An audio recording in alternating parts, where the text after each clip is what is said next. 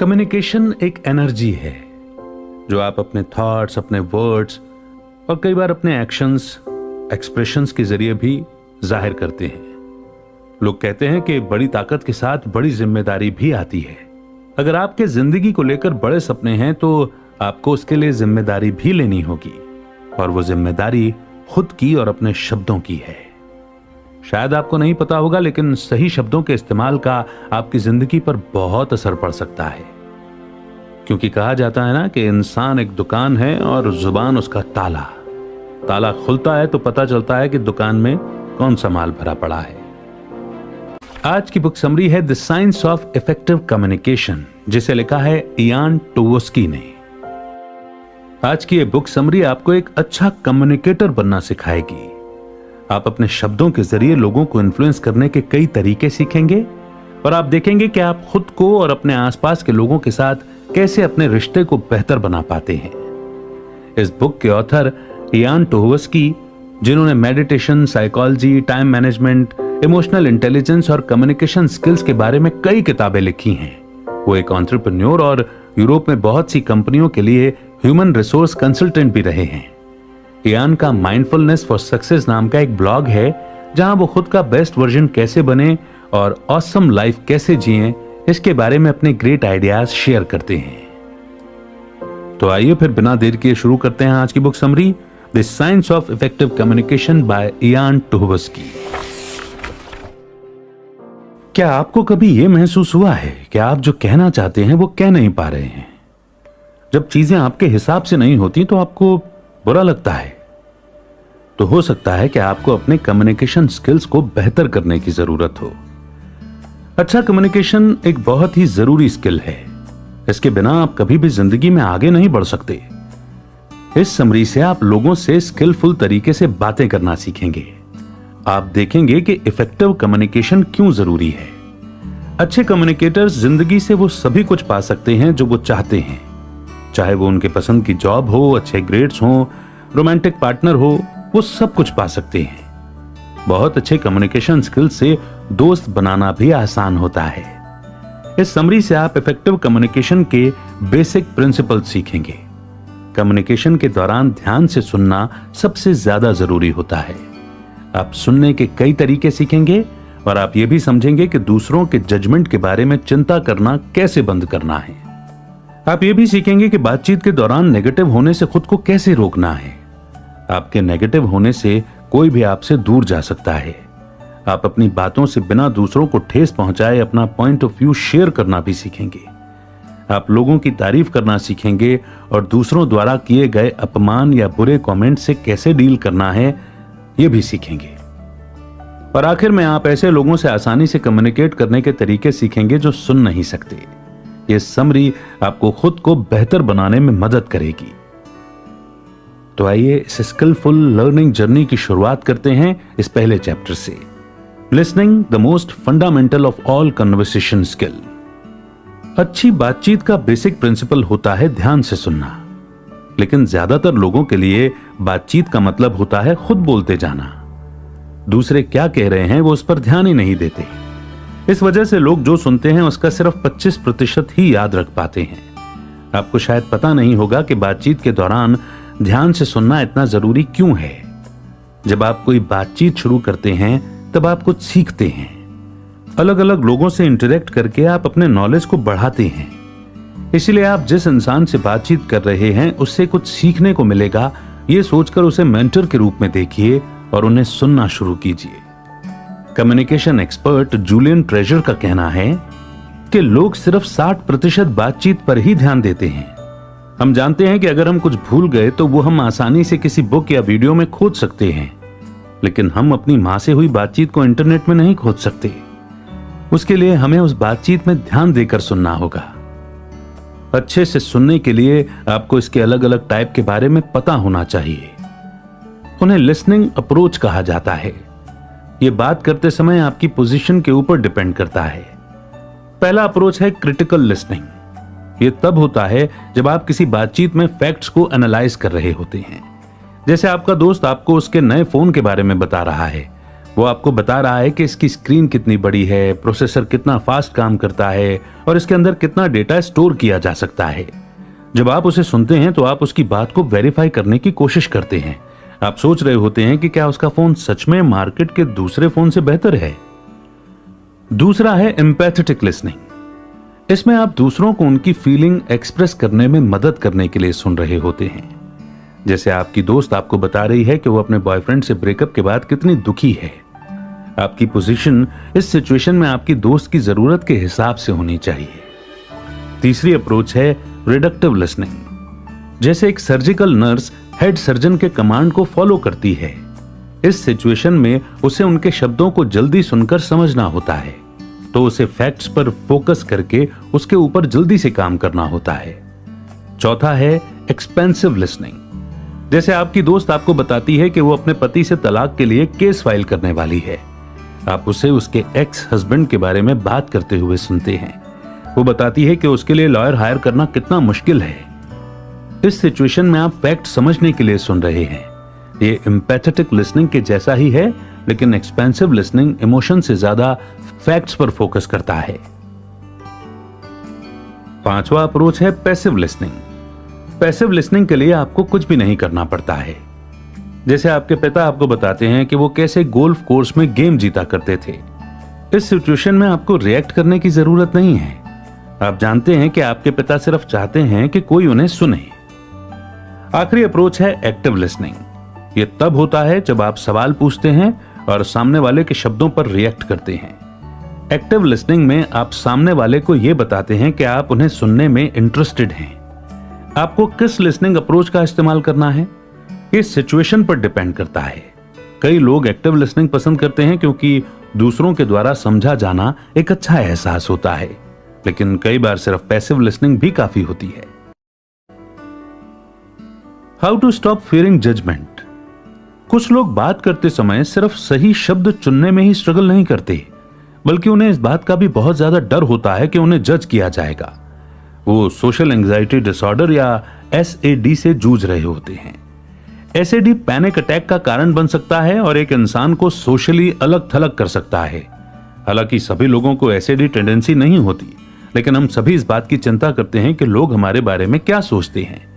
यह सच है कि लोग आपको जज करेंगे, आपके लुक्स या बिहेवियर को लेकर आपके बारे में ओपिनियन बनाएंगे, लेकिन आप हर समय कोई और इंसान बनने का दिखावा नहीं कर सकते। ऐसा करने से जिंदगी में कभी न कभी आप थक जाएंगे। आप हर किसी को खुश नहीं कर सकते, इसलिए सबसे अच्छा यही है कि आप खुद को एक्सेप्ट कर लें। खुद को एक्सेप्ट करने के लिए सबसे पहला स्टेप है अपना सेल्फ कॉन्फिडेंस बनाना। जब आप कॉन्फिडेंट होते हैं तब लोग क्या कह रहे हैं आप उसकी परवाह नहीं करते। अपने सेल्फ कॉन्फिडेंस को बनाने के लिए पहले आप अपने सेल्फ क्रिटिसिज्म यानी खुद की बुराई करने की सोच को चैलेंज कीजिए। जब आप खुद को दिन भर क्रिटिसाइज करते रहते हैं तब आप खुद को बुरा महसूस कराते हैं। मान लीजिए कि आपका दोस्त आपको बदसूरत और स्टूपिड बोलता है, तो आप कैसा महसूस करेंगे? पक्के तौर पर आपको बहुत खराब लगेगा। ठीक इसी तरह अगर आप खुद को पूरे समय यही कहते रहेंगे तो क्या आपको बुरा नहीं लगेगा? इससे उबरने के लिए खुद से नेगेटिव बातें करना बंद कीजिए। जब भी आप अपने लिए बुरा महसूस करते हैं तब स्टॉप शब्द को बार बार और जोर से कहिए, ताकि आपके ब्रेन को यह पता चल पाए कि आप सीरियस हैं। कॉन्फिडेंस हासिल करने का अगला टिप है अपने अंदर कोई स्किल डेवलप करना। कोई नई स्किल सीखिए, जैसे कि बेकिंग या पेंटिंग। तब आप खुद पर गर्व महसूस करेंगे। आप महसूस करेंगे कि आप एक काबिल इंसान हैं और इस तरह से आपको बात करने के लिए एक नया टॉपिक भी मिल जाएगा। आखिरी टिप है, लोग जो आपसे कहते हैं उसका असर खुद पर मत पड़ने दीजिए। अगर किसी को लगता है कि आप दिखने में खूबसूरत नहीं हैं, तो यह उनकी सोच या उनका ओपिनियन है। आप इस बारे में कुछ नहीं कर सकते। लेकिन अगर लोगों को आप बोरिंग और स्टूपिड लगते हैं, तो आप खुद को इंटरेस्टिंग और स्मार्ट बनाने में मेहनत कर सकते हैं। आप किसी के कॉन्फिडेंस को कुछ ही सेकंड में जज कर सकते हैं। जैसे सुजैन को ही लीजिए। वो घर लौटते समय अपने किसी नए पड़ोसी से मिली। वो इस बात से चौंक गई कि वो कितने कॉन्फिडेंट और अंडरस्टैंडिंग हैं। सुजन को लगा कि वो बहुत कम उम्र से ही बहुत सोशल यानी कि मिलनसार टाइप के शख्स रहे होंगे। वो उनकी तरफ खिंचाव महसूस करने लगी। बाद में उसे पता चला कि उसके नए पड़ोसी एक रिटायर्ड शेरिफ हैं। यानी वो कानूनी मामलों की देखरेख करने वाले ऑफिसर थे। इस तरह आप देख सकते हैं कि किस तरह सुजैन ने उनकी पर्सनैलिटी के बारे में कंक्लूजन निकालने के लिए क्लूज पर ध्यान दिया। वो रिटायर्ड शेरिफ इतने कॉन्फिडेंट इसलिए थे क्योंकि उन्हें खुद पर भरोसा था। लोगों के जजमेंट से उबरने के लिए पहले यह सोचना बंद कीजिए कि हर चीज आपके बारे में है। अगर आपको लगता है कि लोग हमेशा आपके बारे में सोचते रहते हैं तो आप गलत हैं। लोग घंटों दूसरों के बारे में नहीं सोचते। उनकी अपनी खुद की जिंदगी है जिसमें वो आगे बढ़ जाते हैं। जैसे आप कल रात पार्टी में गए थे और वहां आपने कुछ बेवकूफी भरा कह दिया। कुछ लोग आपके ऊपर हंस सकते हैं, लेकिन वो घंटों इसके बारे में नहीं सोचते रहेंगे। इसलिए इस बारे में सोच सोचकर खुद को टॉर्चर मत कीजिए। खुद पर बहुत ज्यादा फोकस करना बंद कीजिए। इसके बजाय दूसरों पर फोकस कीजिए। जब आप दूसरों से बात करते हैं तो आपको लग सकता है कि वो आपको जज कर रहे हैं, लेकिन उन्हें बेहतर जानने की कोशिश कीजिए। आपको एहसास होगा कि वो भी परफेक्ट नहीं है। आपकी तरह वो भी बस एक इंसान है। आप उन्हें जितना जानेंगे उतना ही ज्यादा वो फ्रेंडली बनेंगे। नेक्स्ट चैप्टर है avoiding excessive negativity in your social interactions. कुछ लोगों को समझ में नहीं आता कि उनकी बातचीत कभी भी सही क्यों नहीं होती। इसका कारण है उनकी नेगेटिविटी। नेगेटिविटी किसी भी कन्वर्सेशन यानी बातचीत में घुसकर उसे खराब कर सकती है। जब आप शिकायत करते हैं या रोना रोते हैं, आप दूसरों को बुरा महसूस कराते हैं। जब आप खुद पर बहुत ज्यादा ध्यान देते हैं, तब आप अपने आसपास के लोगों को नजरअंदाज कर देते हैं। जब आप सिचुएशन को समझ नहीं पाते और लगातार बात करते रहते हैं, तो आप लोगों को चोट पहुंचाते हैं। ऐसी घटनाएं दूसरों के साथ आपका रिश्ता खराब कर देती हैं। एक इफेक्टिव कम्युनिकेशन के लिए अपनी नेगेटिविटी को छोड़ने की कोशिश कीजिए। सिंपल से सवालों के लिए नेगेटिव जवाब आपका मूड खराब कर सकते हैं। जैसे आपने अपने पड़ोसी से पूछा कि वो कैसी हैं। उसने इसका नेगेटिव जवाब दिया। उसने कहा कि उसे बहुत काम करने हैं, मौसम भी खराब है और ऐसी ही कई और बातें बोली। क्या ऐसे में आप उससे अक्सर बात करना चाहेंगे? लेकिन अगर उसने आपको अलग तरह से जवाब दिया होता तो क्या होता? मान लीजिए कि आपके पड़ोसी ने कहा होता कि उसके सर में थोड़ा दर्द है, लेकिन वो जल्दी ही ठीक हो जाएगा। तो क्या आपको अच्छा नहीं लगता? इसका मतलब है कि अगर आप पॉजिटिव रहेंगे तो बाकी लोग भी पॉजिटिव होंगे। अपना खराब एक्सपीरियंस लोगों से शेयर करना गलत नहीं है, लेकिन आपको अपनी परेशानियों का बोझ उन पर नहीं डालना चाहिए। मान लीजिए कि एक दिन आपकी कार खराब हो जाती है और आपका फोन खो जाता है। घर लौटकर आपके पार्टनर के साथ बहस हो जाती है। अगले दिन आप सुबह अपनी कलीग को बहुत खुश देखते हैं। ठीक उसी समय आप उसका मूड खराब करना चाहते हैं ताकि आप खुद को अच्छा महसूस करा सकें। अब यह आपको नहीं करना चाहिए, क्योंकि धीरे धीरे लोग आपसे कन्नी काटने लगेंगे। इसके बजाय आप खुद को और आप जिससे बातचीत कर रहे हैं दोनों को खुश करने की कोशिश कर सकते हैं। मूड को हल्का करने की कोशिश कीजिए ताकि आप दोनों ही बात करने में कंफर्टेबल महसूस करें। ऐसा समय भी आएगा जब बातचीत के दौरान आपको कॉम्प्रोमाइज यानी कि समझौता करना पड़ेगा। जैसे आपके दोस्तों में से एक को लगता है कि रैना नाम की लड़की सुंदर है, लेकिन आपको ऐसा नहीं लगता। अगर उस समय आप तुरंत डिसएग्री करने लगेंगे तो वहां मौजूद सभी लोगों को बड़ा अजीब लगेगा। तो बातचीत को जारी रखने के लिए आपको यहां थोड़ा कॉम्प्रोमाइज तो करना पड़ेगा। लोगों को सबसे ज्यादा बुरा लगता है जब आप उनकी गलतियां गिनाते हैं, और बातचीत के दौरान यह बहुत भयानक हो सकता है। जैसे अगर आपका फ्रेंड जूलियन कोई एक शब्द ठीक से प्रोनाउंस नहीं कर रहा है तो उसे जाने दीजिए। उसे मत बताइए कि वो गलती कर रहा है, इससे उसे ठेस पहुंचेगी। इसे नजरअंदाज कीजिए। जब तक कि वो कुछ सीरियस नहीं करता तब तक उसे जाने दीजिए। और आखिरी प्रॉब्लम है सिर्फ अपने बारे में बात करना। एक बार टॉम नाम का एक आदमी अपने रिश्तेदारों से मिलने गया। वहां वो एक आदमी से मिला जिसका नाम रॉब था। रॉब उसकी कजन का पार्टनर था।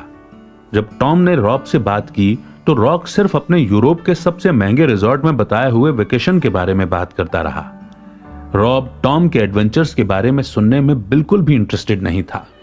इस तरह से टॉम को इतनी चिड़चिड़ाहट होने लगी और वो जोर से बोलना चाहता था कि बस करो भाई, हो गया। इसे सेल्फ सेंटर्ड होना कहते हैं, यानी बस अपनी ही बात करते जाना। आपको कभी भी खुद को दूसरों से बेहतर नहीं दिखाना चाहिए। बहुत से कन्वर्सेशंस के फेल होने का यह मेन कारण है। डिस्कशन के दौरान दूसरे लोगों को भी अपना पहलू कहने का मौका दीजिए। तभी वो सही मायने में कन्वर्सेशन होगा। बातचीत में अच्छा ना होना एक ऐसी चीज है जो लोगों को इंफीरियर या कमतर महसूस कराती है, लेकिन आप पॉजिटिव रहकर इसे ठीक कर सकते हैं, क्योंकि समय और प्रैक्टिस के साथ आप बातचीत करने में बेहतर हो जाएंगे। नेक्स्ट चैप्टर है the ethical conversationalist, getting your views across and needs met without harming others.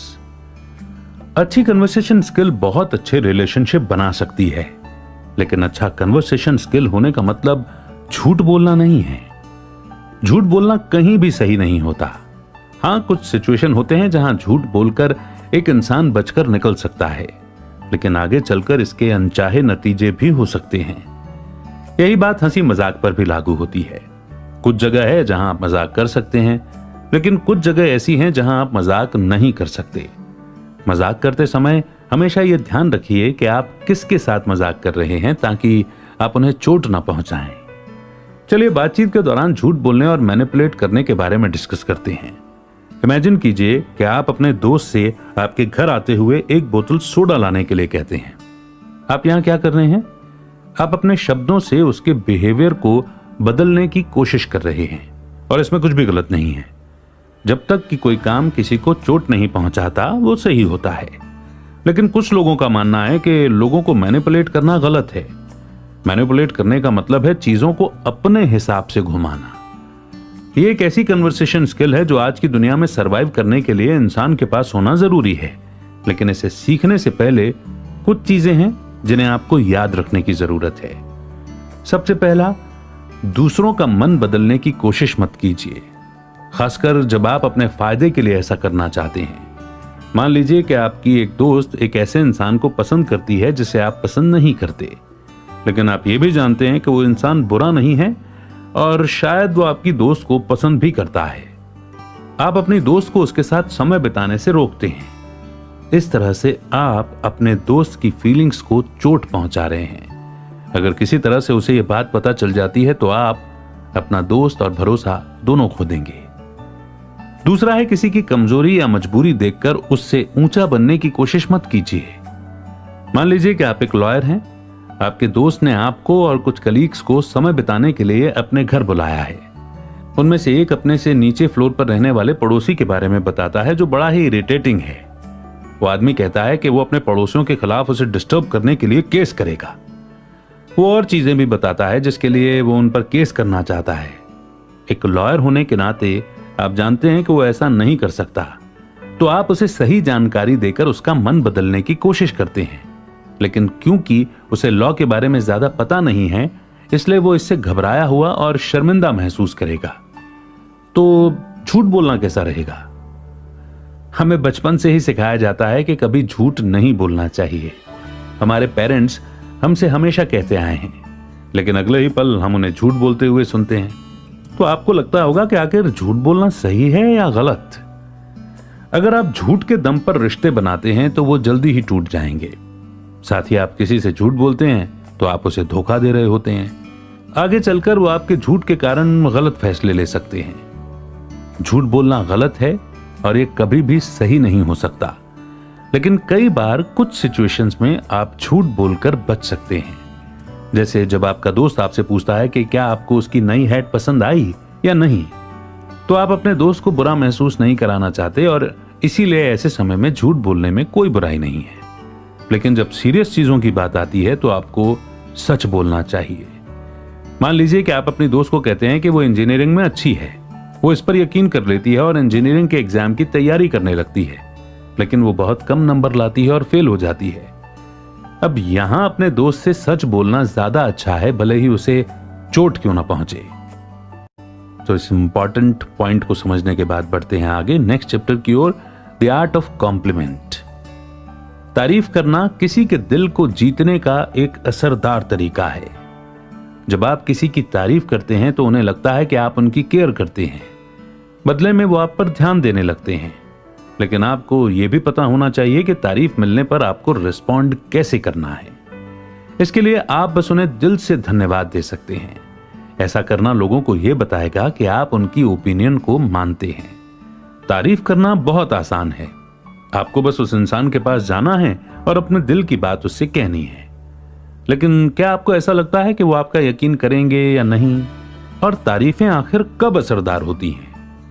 तारीफें तब असरदार होती हैं जब वो ईमानदारी और दिल से की जाएं। जैसे जब आपका दोस्त आपको होमवर्क के बारे में बताता है तो आप उसकी तारीफ करते हैं कि वो बहुत ही स्मार्ट है। उन्होंने बस आपको होमवर्क के बारे में बताया था, आपका होमवर्क नहीं किया था। तो ऐसे में लग सकता है कि आप उसे मैनिपुलेट करने की कोशिश कर रहे हैं। अगली चीज है कि तारीफ हमेशा सही समय पर की जानी चाहिए। जैसे आप अपने दोस्त के म्यूजिकल कॉन्सर्ट में गए, आपने उसे दूसरे दिन कहा कि उसने बहुत अच्छा परफॉर्म किया।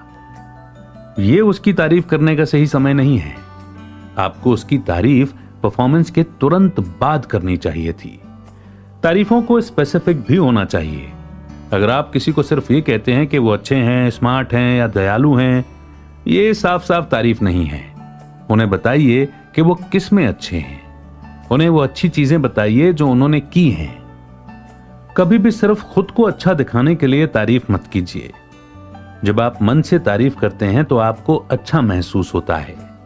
रिसर्च से यह भी पता चला है कि जिन लोगों की आप तारीफ करते हैं वो आपकी तरफ दयालु होते हैं। लेकिन आपको अपनी रेपुटेशन ऐसे इंसान की तरह नहीं बनानी चाहिए जो हर समय तारीफ करता हो। ऐसा करना आपको बनावटी और दिखावेबाज के रूप में दिखाएगा। ऐसे इंसान बनिए जो सिर्फ उन लोगों की तारीफ करता है जो सच में उस तारीफ के लायक होते हैं। ऐसी कुछ चीजें हैं जो लोगों की तारीफ करते हुए आपको ध्यान में रखनी चाहिए। पहली टिप है, अपनी सोच किसी और के जरिए लोगों तक पहुंचाइए। जिम बेकी की तारीफ करना चाहता था। वो उसे बताना चाहता था कि कल उसने प्रेजेंटेशन में बहुत अच्छा किया। तो जिम ने जिल से बातचीत के दौरान बेकी की तारीफ की। हालांकि जिल ज्यादातर बातचीत भूल गई थी, लेकिन उसने बेकी को इस बारे में बताया और जिम की तारीफ उस तक पहुंचा दी। जिस इंसान की तारीफ की जा रही है उसे पता है कि यह तारीफ सच्ची है, क्योंकि उसे यह बात किसी और से सुनने को मिली। बेकी को यह जानकर अच्छा लगा कि जिम ने किसी और के सामने उसकी तारीफ की। दूसरी टिप है इनडायरेक्टली तारीफ करना। यह कहने के बजाय कि आप इसमें बहुत अच्छे हैं, आप कह सकते हैं कि मैं इस बुक को समझ नहीं पा रहा हूं, लेकिन मुझे लगता है कि आप समझ पाएंगे, तो क्या आप इसे समझने में मेरी मदद करेंगे?